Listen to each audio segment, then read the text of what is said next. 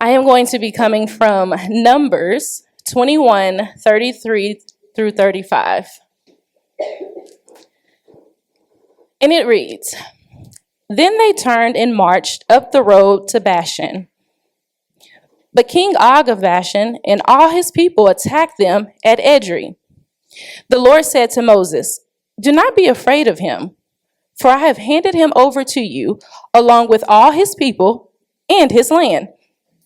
Do the same thing to him as you did to King Sihon of the Amorites, who ruled over Heshbon.' And Israel killed King Og, his son, and all his subjects. Not a single survivor remained.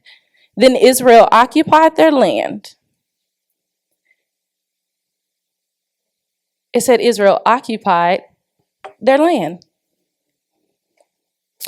You guys may be seated in the house of the Lord. So Friday morning, I woke up and I was convicted. Have you ever just woke up in conviction? Like I literally woke up and I was convicted. And so Friday morning, I had a very important exam to take regarding my career. And so this is probably maybe about the one of the top 3 most important exams that I've ever had to take in my life. And it's hard. It was a really hard exam. And so I had been preparing for this exam and I had been studying and just really like all the way in, 100%, just devoted to just really so I can pass this exam because I didn't want to have to take it again. And so about a month ago, I had told Pastor Famey, my husband, I said, you know what, I'm gonna preach next month for you. You know, he gets tired, y'all. He work a full-time job. He gets tired. So I told him, I said, I'm gonna preach next. I'm gonna either do second or third Sunday, but I'm gonna preach, okay? And he was like, okay. And so I knew around this time I was just graduating, finishing school, but I knew that I had to take this national exam to be able to practice. And so I was timing it out and I was like, I should be able to take this exam around the second Sunday or maybe a day or two after. And so I was like, that'll be good. So I told him, I was like, I'm going to commit to the 16th. I'm going to preach on the 16th. And so time comes and some things end up being delayed and I was waiting on certain emails and I didn't realize that it was a bit more of a process that it was for me to schedule this exam and to get it taken and do all of these things. And so then it comes to a point where I was like, man, okay, second Sunday done passed and now I still haven't even taken this exam because in my mind I was going to be done. So then I could shift my gears over and just fully, study God's word. And so I was like, well, family was like, well, did you get the email? Have you been able to schedule your exam to test? And I was like, no, I'm still waiting. So long story short, second Sunday has passed. It's about Tuesday of this next week. And I'm like, yeah, so I finally got the email, but I can't schedule it until Friday. And I was like, yes, I don't think I'm going to be able to preach. So he looking crazy. he was very understanding, but I felt the eyes. He was looking crazy. And so I was like, yeah, I ain't going to be able to because, see, for me, there's a little backstory, and I'll tell you. I won't take up too much time, but I'm going to tell you. So for me, and he knows this, testing I have some trauma behind it. And so back whenever it goes way back. So back when I was in high school, I was always in advanced classes and did very well, just an overall smart person. But when it came to, at this time, it was called the tax test. And so we had to take these tests. I'm in my senior year, about to graduate, and there's the tax test. And so I take all these tests, not thinking anything of it. And all of a sudden, I failed the science part of it. And I'm like, shook. Because at this point, not saying I'm just perfect individual, but, I'm pretty smart. So it caught me off guard. And so then I'm like, okay, I take it again, and I fail it. I'm like, I'm not going to graduate because, these people are crazy. They put a test that will stop you from moving forward. So anyways, I was like, I'm not going to graduate. So there was one more attempt that I had to take this exam before graduation so that I would be able to walk with my class. Mind you, I'm like a straight A student. So this would be crazy that I cannot graduate because of one test, not even the entire test, one portion of the test. And so I take the test and I pass it. Okay. So now, fast forward to some years, and I get my first degree in nursing, and I was getting my LVN license. And anytime you go to school, as far as like in the health field, I'm sure other areas have it as well. But it's not just enough to go to school, pass all the tests, and graduate. Then they make you go and sit like a national board exam that all the nurses in the world have to take. And so I had to do this test. And then all of a sudden, that little seed that was planted back when I was failing that science exam, it sparked back up. And I was like, oh, now anxiety is there. Now I'm feeling like, oh, I can't do this. I'm shook. Like, I am so worried, and I feel it. Okay, I'll take it again. And I failed it. And I took it again. And then I failed it. It took me, honestly, how many times did it take me? 4 times before I passed this exam. Can you imagine the type of seed that is being planted? So now back to where we are here. I have this test this past Friday with this trauma. Now, granted, I've taken about 2 other very important exams and passed them. No problem. First time. But I understood it took a lot for me to get to a place where I was able to do those exams. Like, I basically had to lay out in God's face and just cry and just be like, look, I can't do this in my own strength, right? And so I knew that it took a lot for me to overcome that seed that had been planted. So now I wake up Friday morning and God says, I want you to preach Sunday. I'm like, that's dumb. Like, no, seriously. I'm like, okay, you know my battle. You know that I struggle when it comes to testing. You know that in my head I have this little seed that says that you're not a good test taker. You know I can't function with doing this and doing that. Like, it's just not, that's just dumb. That don't even make sense. Like, sometimes God tell you to do something, you'd be like, no, you know. That does not make sense. And so, and I'm going to tell you the other thing. So I have the testing situation, and then you want me to preach. All of y'all know that preaching is one of my other biggest fears, and the weakness that is like, okay, no, God, it takes me to go all the way in. Family knows he has to ask me 6 months in advance so I can start preparing. And so that's another area. And so I'm like, okay, God, you want me to do hard and hard together. I'm like, that doesn't make sense. And so now I'm like, you know how when somebody wants you to do something, or you know somebody wants something for you, so you just start avoiding them? But the issue was, this is Friday morning, I was going to take my test. I needed them. So I'm like, God, I'm trying to come to you. I'm trying to come to you, God, for what I need right now. And you over here talking about you want me to preach. Like, so I was convicted, because then I realized, I said, that is what we do as people. We will do what God has required us to do as long as it aligns with where we are in life. As long as it matches up with our plans. God, I'm going to do what you call me to do, but I need to make sure that it fits. I need to make sure that I don't have to leave him or her behind. What about when God is calling you to do something and your partner, your spouse, that they not coming? Do you wait, or do you go ahead and be that example? So what do you do? I'm like, God, this is hard. These are 2 of the hardest things. These are 2. So I feel like God has gifted me in a lot of areas in life. I feel like overall, I'm just good at a lot of things. And that is not to be cocky in any way. I'm telling you, I really put in work, guys. I promise.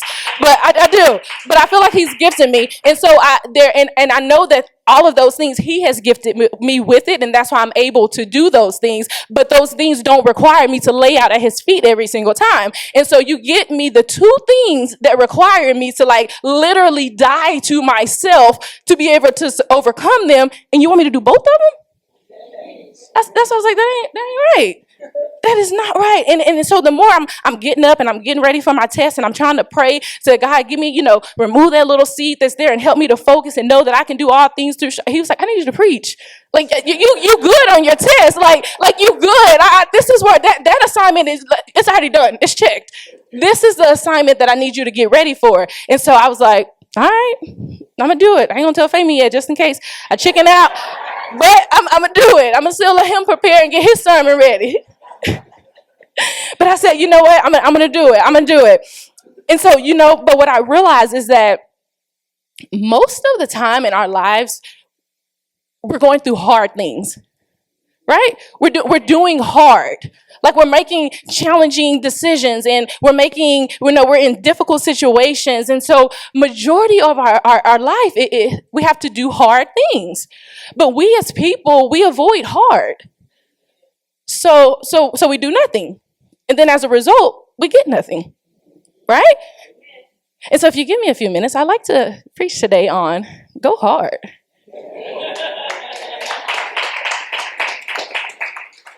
So now here we are in the text. So in the text, I'm going to read it one more time. Can you put it up for me? It says, then they turned and marched up the road to Bashan, but King Og of Bashan and all his people attacked them at Edrei. The Lord said to Moses, do not be afraid of him, for I have handed him over to you, along with all his people and his land. Do the same to him as you did to King Sihon of the Amorites, who ruled in Heshbon. And Israel killed King Og, his sons, and all his subjects. Not a single survivor remained. Then Israel occupied their land. So up until this point, y'all know about the Israelites, right? I don't got to go too far back. Okay, the Israelites were God-chosen people. And so there was a huge season of their life that they were slaves. They were in Egypt. And they were, just being slaves there. And so God, he wanted to free his people. So he took the prophet Moses and he told him, hey, I need you to go over to Egypt and I need you to get my people out of there. That's what he tells them. And, Moses is kind of like, that's dumb. I got a stuttering problem. Like, what you mean? And so, anyways, he goes to the Pharaoh and he says, hey, God said, I need you to let my people go. And they go through this whole little course. Y'all need to read it if you haven't, because it's really good, because God really has a sense of humor. He's like, I'm going to send you to this king and tell him to let your people go, but he's going to tell you no.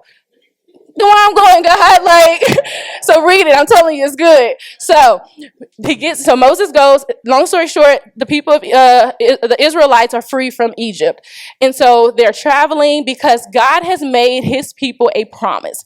He has a promise for them, and He says, "Hey, I'm taking y'all from here, but there's a promised land that I have for you and your people." Right? This sounds really good. Imagine being a slave for somebody else in their land, and then being pulled out to be like, "Hey, no, I have something that's for you and yours." Right? So that's what he tells them. And so they go through different journeys. They're real ungrateful. They were like us. So they complained a lot, and they basically cursed at their leader, and it was just a lot. And so what happened is they were having to travel through different territories. And so just like us, y'all were just mad at Pastor Famey because, we mark our territory. This is my church seat. This is where I sit every Sunday. That's how they were. They didn't want these people to pass through their territory. And so as the Israelites, they're traveling through because they understand that God says, hey, I have a promise for you over there. But in order for you to get there, you have to travel through some things. You're going to have to do some hard, right? And so he says, I need you to go. And so at one point when they're going, they're met with a king. And so this is the first king that it referenced. It says the same thing that you did to King Sihon. I want you to do that to Og, to the king Og. So when they were going through, they were passing through the Amorites, and they said, hey, we really don't want to mess with y'all. We don't want no beef, no problem. We got something on the other side that God has promised us. We just need to get through here. And so, of course, King Sihon was like, nah, bro, y'all ain't coming up in here. And so they attacked them. But God allowed the Israelites to defeat them, take all their land. They was good. So the Israelites, okay, we good. We got God with us. So then they go on a little bit further on their travel because remember, we're all trying to get to that thing that God has called us to, right? That thing He has promised us. So they're going, they're complaining, they're doing, being afraid, but they realize that there's another king that come in. This king, it says his name was King Og. And so I don't know why I was just very interested in him. So I looked him up. And do y'all know that they said this man was a giant? They said that his bed was made of iron and it was about 13 feet long and 6 feet wide. He's huge. No wonder they were afraid. They said, King Sihon wasn't that big, God. What you mean? He wasn't that big. And so now we come to the point in this text, and this is when he tells them, he says, the same thing you did to him, you're good. You got it. And so I love that because sometimes we don't want to do hard things. But God understands. He says, no, you good. You got it. And so now I'm realizing, I said, as I'm reading this story, I noticed that it was really hard for the Israelites to leave Egypt. Now, Egypt had been their home, but it wasn't their home. It's what they knew.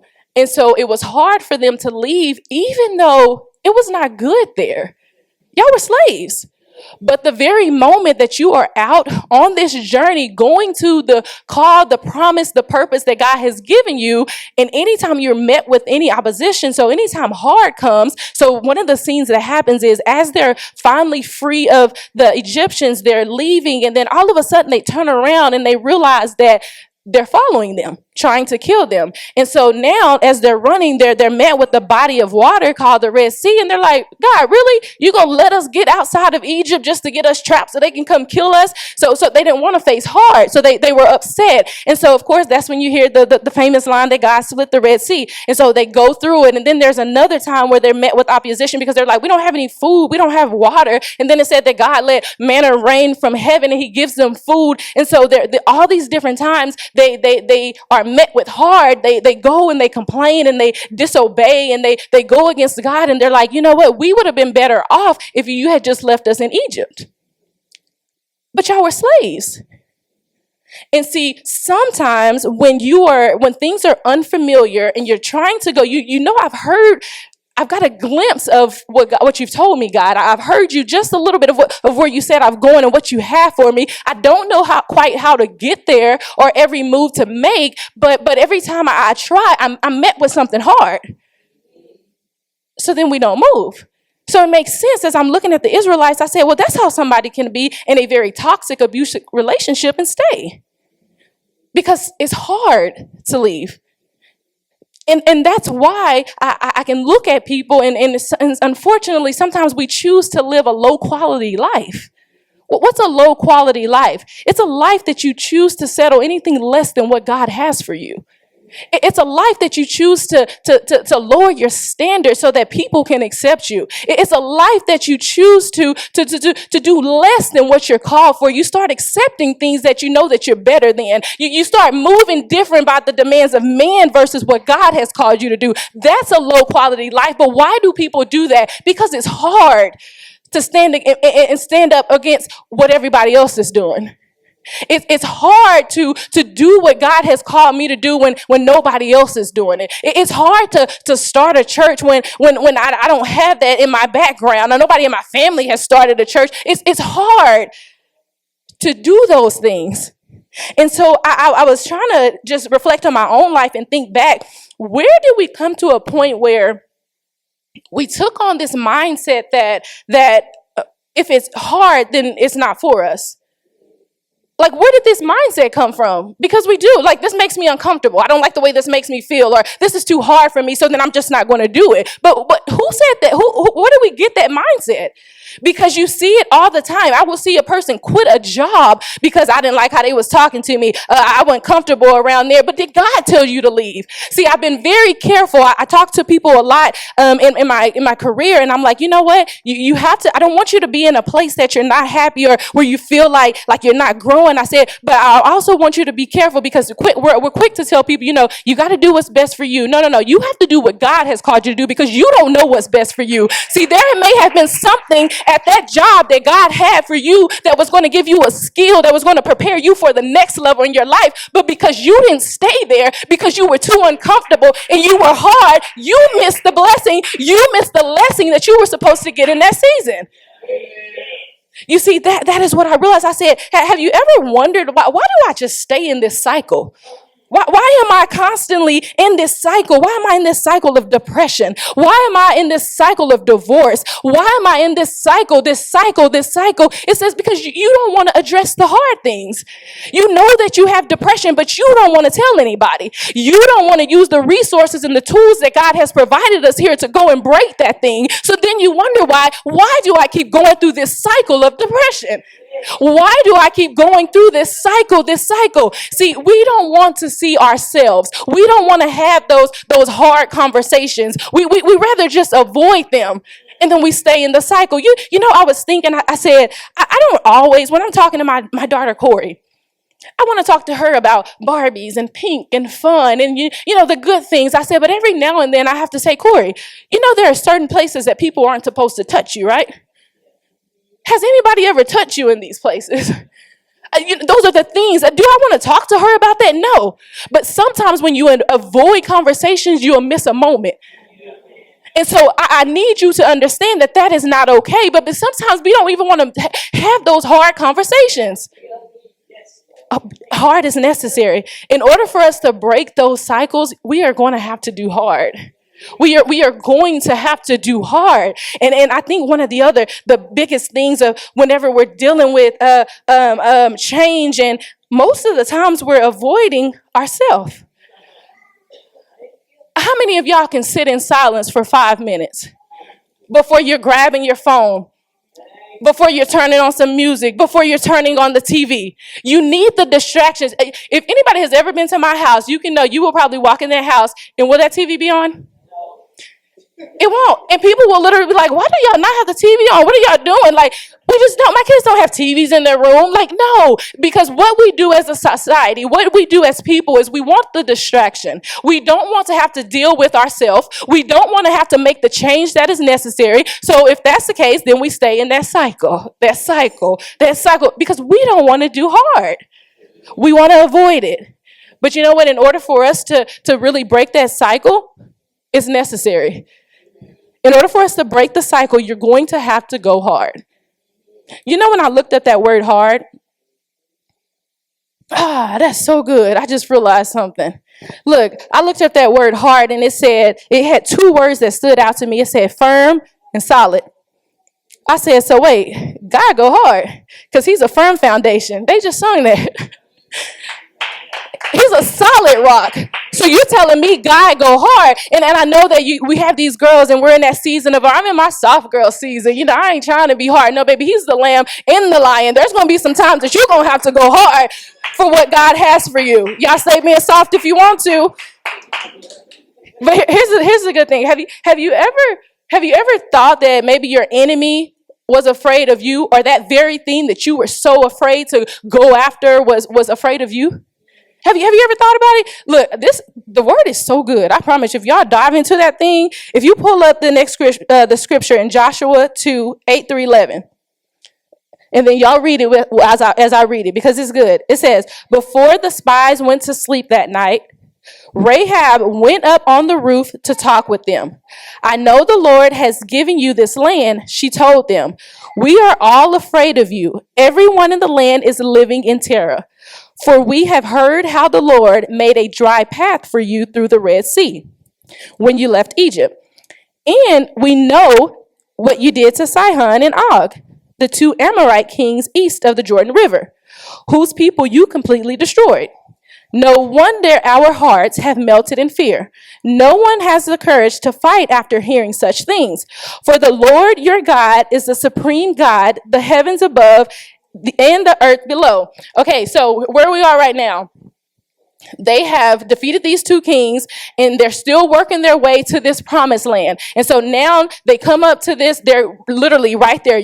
I can taste it. It's right there, right? I'm almost at the promised land. But the Israelites, they're afraid, right? Because we don't want to do hard. So what do? We send 2 little spies to their territory. And this lady by the name of Rahab, she takes them into their house. And so they want to know, like, okay, can we take these people down? They're trying to spy out and, scope to really check out the scene and see how it is. And so when the people know that they're at her house, so they come knocking on the door and they were like, hey, we're the men that came out here to spy on us. And she was like, oh, they were here, but they're gone now. And so she was like, actually, I seen them head back this way. So they leave and they go head out that way, right? Meanwhile, they're still there. She's hid them up in the attic. So this, where the text says before they went to sleep, she went to them like, hey, we really afraid of y'all.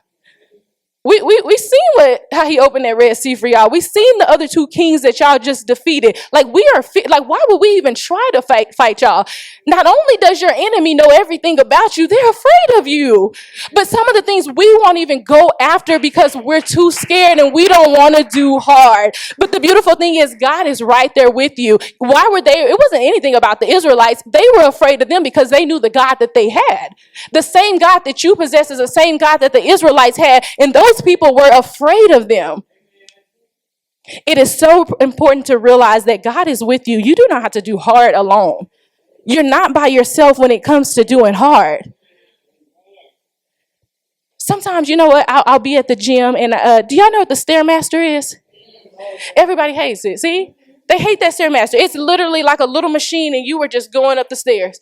Like, it's a killer. And so I'll see so many people make little reels and TikToks about how they hate it and they avoid it. But you know what? I was like, I just took on this mindset. I'm like, I go to that machine and Femi hates it every time we walk that way. And I said, you know what? I just walk up to the machine. I'm like, I'm the machine.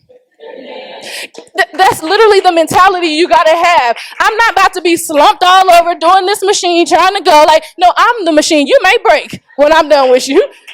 That is the mentality that we have to have as people. But you realize I'm not doing hard alone. And so I was thinking about the story of David. Y'all remember David when he was a boy and how everybody was afraid to fight this giant, the Goliath. And so David comes up and he asks his brothers like, what's the problem? What are we doing?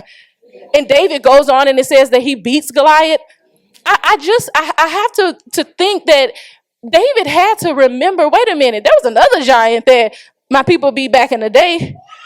Wait a minute. He knew God's track record. So he was able to reflect back and he was like, I ain't scared of this giant. But see, that is why it is important for you to know God's word and know who God is, because there's sometimes you're going to have to pull some things out of your pocket and realize that, no, I am fearfully and wonderfully made, even when I don't feel like it. Sometimes you got to know that I am a royal priesthood. Sometimes you just got to know that I have a sovereign redeemer. See, there are some things that you have to be able to have stored up, because when the enemy tries to fool you and make you think that you're not safe and that you're not going to make it through, you got to be reminded of his word. And I believe that David was reminded, and that's why he had such a boldness about himself when he took down Goliath, because he says, oh my God's been doing this. He been knocking giants down. And I believe that's the same mentality and attitude that we are going to have to take on as people. We got to go hard.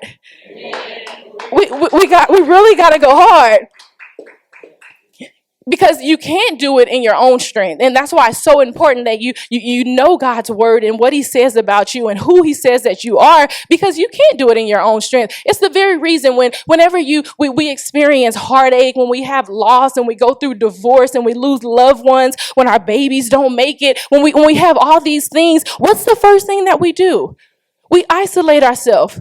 We shut away. We reject God, because also the enemy knows that we are not able to overcome hard by ourselves. So it's a trick of the enemy to try to isolate you and make you feel like you're on an island all by yourself, so that you're ready to reject God and you're ready to walk away from your faith. But see, he understands she can't do hard by herself. He can't do hard by himself. So let me get God out of the situation. But you got to have that word in you. You got to know that there's a God that loves you. There's a God that is fighting for you. There's a God that had already went ahead of you. There's a God that's been doing it in the past, and he's going to keep doing it in the future, because he's just that kind of God. And some of our biggest blessings, I just really believe are going to come from doing hard. I believe that by our obedience and by our walking in what God has called us to do, that we're going to experience him on a whole nother level. But it's going to require some hard. It's going to require some healing. It's going to require, see, you're going to have to choose to heal from that hurt. We build up walls. But you're going to have to decide, I can't walk around broken. I can't choose to walk around broken and damaged and out of order, because when you're broken, you don't work. How can you get anything accomplished? How can you produce anything if you don't work? But see, we have taken on that term hurt as a badge of honor. See, I gotta hold on to this, so you know what they did to me, so you know why I am the way that I am. We hold on to that thing, but no, you're gonna have to let that go, because there is something else that God has for you on the other side of that hurt. But you know what? It's hard. It's hard to peel down those layers. It's hard to pull down those walls. But God is like, no. I need you to. I can't have you walking around in brokenness. So you see, God, he operates in wholeness. So if we're supposed to be in his image, how are you walking around broken? There is so much that God has for us. And he's so good, and he's so mindful. And he's like, I just need you to go through the hard. I need you to go hard, because if you can go hard for me, I have something on the other side for you. And better yet, I have something for your brother. I have something for your sister on the other side of you going hard. See, you think that it was very convenient for Mary to get pregnant when she was a virgin? Do you think it was convenient? Do you not think? Just think about our time. Let's say we sitting in here and we got Mary Sue, and she a virgin. She engaged, but then all of a sudden she get pregnant, and then she come in here and tell us, "Oh, I haven't had sex. I haven't did it." We all gonna be talking about her behind her back. Look, we are. We're gonna be judging her. Y'all know she lying. Because so can you imagine what she went through, but she was still open and vulnerable to what God wanted to do through her. She went hard for us. Because of her obedience, because she went hard, we got Jesus.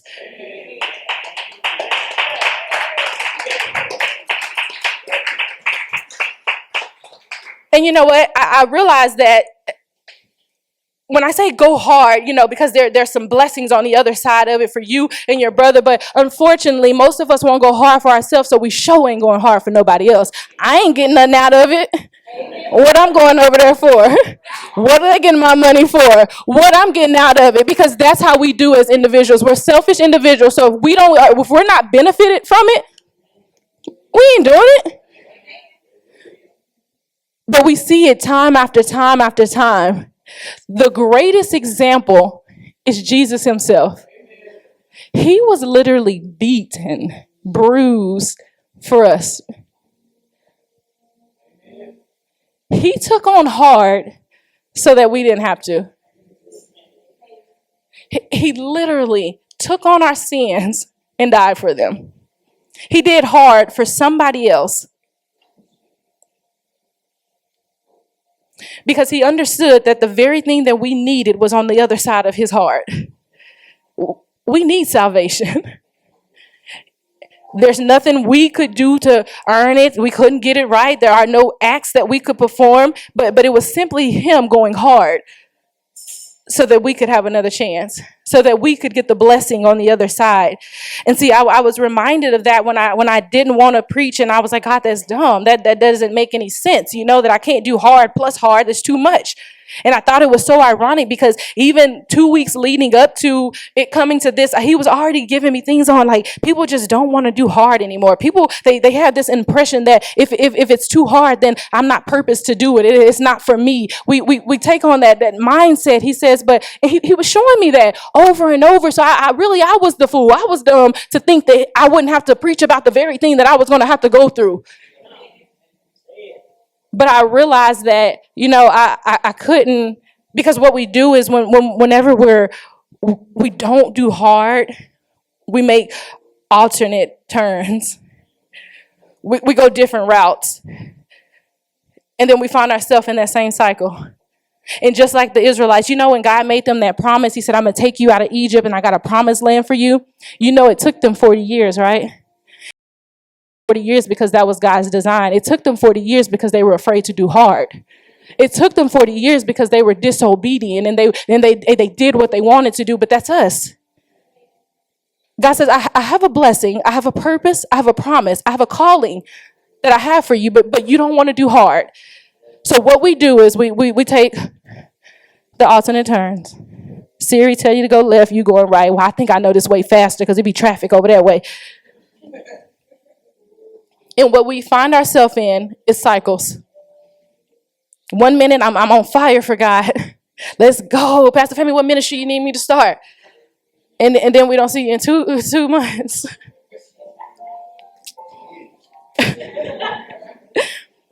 But we go through those cycles. All right, my depression, good. I ain't worried about that. I'm good. Next thing you know, you sleeping your day away. Disconnected from your family. I ain't smoking no more. I ain't drinking no more. I'm putting all that stuff down. Addiction, gone. I'm doing better. Next thing you know, I'm right back. Why? Because we don't want to do hard. But hard is going to be necessary in order for us to receive what God has for us. Hard is going to be necessary for us to walk in the purpose that God has called us to.